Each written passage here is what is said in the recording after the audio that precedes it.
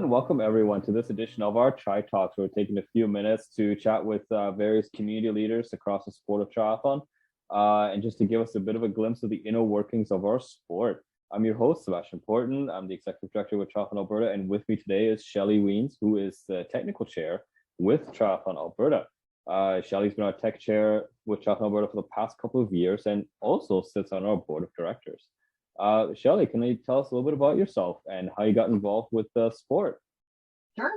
I'm from the East Coast. I'm from New Brunswick, and I moved to Alberta in 1979. I'm married. I have two daughters.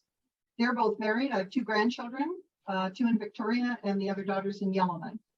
I like camping. I like music. I like sewing. I worked for 34 years for the federal government, and I have volunteered for many, many years. Oh, that's awesome. That's great. What kind of gave you that inspiration to be an official, and why do you enjoy officiating so much? Well, my husband, it's kind of through osmosis. My husband was a triathlete, and he did a lot of local Alberta and BC races where I was always volunteering or doing something for them. We went to Kelowna camping one weekend, and there was something going on in Penticton. We thought we'd drive out, and oh my God, Ironman Canada was going on. We saw Scott Tinley and Ray Browning, and that was it. He signed up. And it became a lifestyle. It's been going on forever, since the 80s. He doesn't do them anymore, but as a result of that, I became quite involved with Ironman Canada as a volunteer. I worked at the Chinook Triathlon races for many years as a volunteer. I started officiating, and after I retired, I was bored. So I picked up a little part-time gig with Alberta Triathlon Association, which offered me the opportunity to go to Tri Canada's NTO training, which we'll talk about in a minute, in Magog, Quebec. And that led to international races and new friends and new crew. I even went to Sarasota in 2020. Didn't do much racing, but I had that opportunity. So it's become exciting. It's challenging. It's not difficult. And I can't believe the cadre of people that I've met. Yeah, it's been a lot of fun. Yeah, I've definitely seen that with the officials being like such a great tight knit group of individuals that really work together. Like it doesn't really matter where you seem to be from, whether it's from Canada or Germany or the US or whatnot. Everybody seems to. And they are from all over the world, which is really exciting. They've all become friends. Can you tell us a little bit about like the officiating pathway for those that may want to be involved, and how's it kind of work in Alberta? We offer free training. In fact, there's training coming up on May the 8th. If you haven't signed up yet, we're doing a Zoom. I'm teaching that one. You'll start with your free course. We'll offer you an opportunity to shadow an experienced official 3 times, 3 races you choose. You're self-funded for that, but then once you've passed that and we're confident that you're good to go, we'll start you off in an assistant official assignment that you can choose, or you'll move your way up to being a head official with confidence. You can go through a pathway through Triathlon Canada and become level 1, level 2, or level 3 official. I'm a level 1 right now. I'm a national triathlon official with Tri Canada, so I do events in Canada.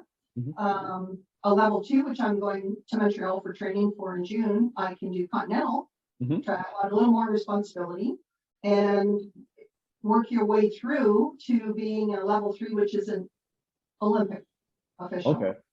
39 NGO levels, 25 CTO levels, and 5 Olympic referees. And in Alberta, we're struggling. We need some new officials. So if you haven't signed up for that course yet, we need to see you. We're also in negotiations with BC to maybe do some cross-border officiating for each other. You know, we're closer to Windermere. They may be closer to Wetaskiwin. And Tri-Canada events are always available to us as well, like WTS Edmonton. A lot of people have exposure to officiating just watching it. So seeing WTS Edmonton, it gets to be that exciting. And we've been invited to participate in Montreal, and we've been invited to participate in Ironman Canada and Penticton as well. That's fantastic. So like at an event, some of our viewers may have seen officials wearing a technical delegate vest, and then some may have seen a technical officials vest. What's kind of that difference between the two? It's fashion. A technical delegate like this one, excuse me, I have safety pins, always have safety pins. An official has a whistle. That'll be the biggest description. And their vest is just like this one, only it's black. We have to wear colored hats as well. A technical delegate is a member of our technical committee. We have 6 on that committee right now. They're all experienced officials. We do interpretation of the rules for people. We handle exceptions. If someone has a medical or an equipment exception that they're looking to participate with, we'll research that for safety and apply it. We take questions from race directors. We do sanctioning to make sure that every race is fun, fair, and safe. We'll go through their plan. We attend events, we recruit through events, we teach the courses, and we review results, and we review post-race reports. Awesome. So you may see both of us at any race in Alberta. Right. Yeah. And then what are like, I mean, we've kind of chatted that you've kind of officiated across the country and stuff. Like, what are some of those events that you'd like to officiate kind of like in the future? You know, I haven't done an aquathlon, which is a run, swim, run. I haven't done an aqua bike, which is a swim bike.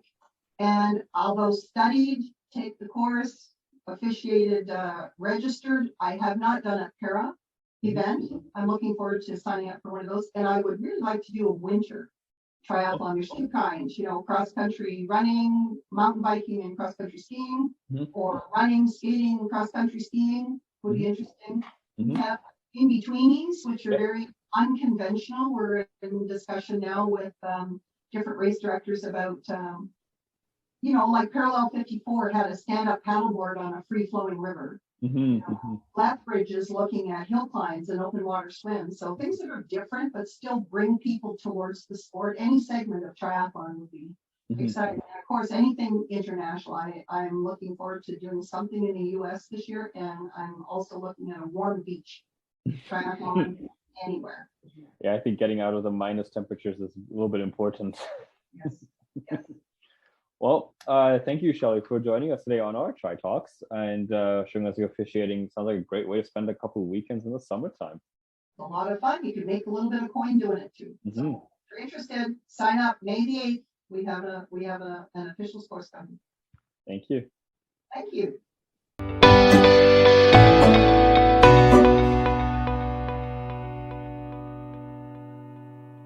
Hello, everyone. My name is Alexander Patton. I am the Sport Development Coordinator for Triathlon Alberta, and Sebastian, our Executive Director, is back.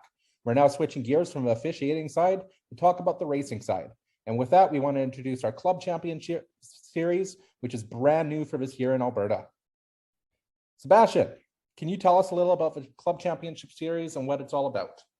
Absolutely. Like the purpose of the new annual Club Championship Series is really just to encourage growth and the development of the multi-sport system in Alberta, and to encourage and promote friendly competition between clubs in a safe, fun, and like a fair environment. We also want to create a competition which would reward clubs that not only focus on being very competitive, but also ones that, you know, had to have just a huge amount of members and maybe have a little bit more of a focus on the social aspects of the sport.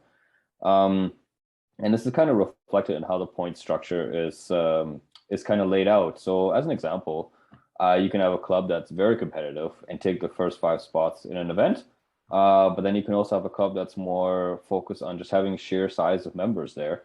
And they can take the 10th through the 30th spot and still win the championship at the end of the day due to the points accumulation. Awesome. I see there are 2 types of divisions of clubs on the adult side. Can you explain why? Absolutely. There's going to be a lot of clubs that have a lot more members than others. So while we recognize that some clubs would, as an example, take like 10th through 30th spot, we didn't want to end up with a club that at one event or dominating like a few races and winning just through sheer numbers by being competitive as well as showing up with numbers. So we want to split into 2 categories. So the one category is, the one division is 19 or less members, and the other division is 20 or more members for a club. Gotcha. How did you arrive at 20 members being the cutoff? We kind of just took a look through the membership through the years and found that about 20 members is about the cutoff for half of the clubs in Alberta. Now, when I look at the events that are included, it doesn't seem that every type of event is included in the championships. Can you tell us a little bit about that? Yeah, for sure. Like we want to focus on the main events that are being offered in Alberta, to really kind of have a full competitive season. And we didn't want to just skew the results with like a one long distance or like a one aquathon that's kind of thrown in there, that might be out in the middle of nowhere, that nobody would necessarily go to. Okay. What will be the rewards for clubs at podium in the championship series? So for the adult club championship series, we actually do have prize money for both divisions. That's up for grabs. Awesome. What about the youth and junior club championships podiums? Right. So for those, we didn't include prize money because we didn't want to incentivize, basically kids to race for prize money. However, there will be like trophies and recognitions at the end of the season for these clubs as well. Awesome. Thanks, Sebastian. That's a wrap, folks. Thanks for listening in on this edition of Tri Talks. And we're looking forward to seeing how the season unfolds with the club championship series and who will take it home for this initial season. Goodbye.